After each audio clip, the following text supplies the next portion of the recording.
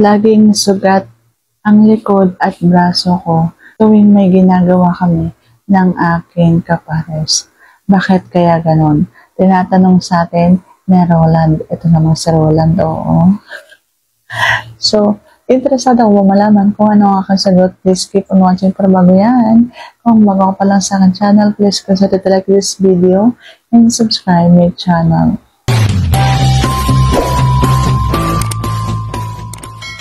Bakit nga ba ganito ang ginagawa ng isang babae? Ang isang babae kapag halimbawang nangapit yan, ibig sabihin sa masarap yan. At wala siyang ibang mahawakan, wala siyang ibang malabasan ng gigil niya, kundi ikaw. Ikaw kasi yung malapit sa kanya, ikaw yung nakapatong sa kanya, kaya siguradong ikaw yung kakapitan niya. So, kapag halimbawang ganito ang ginagawa niya, ibig sabihin, masarap yung ginagawa mo sa kanya. At nababalo siya sa sarap. So, ganun lamang po. Walang ibang ibig sabihin yan. Kasi gustong-gusto niya yung ginagawa mo sa kanya. So, sana sagot ko na tama nga yung tanong.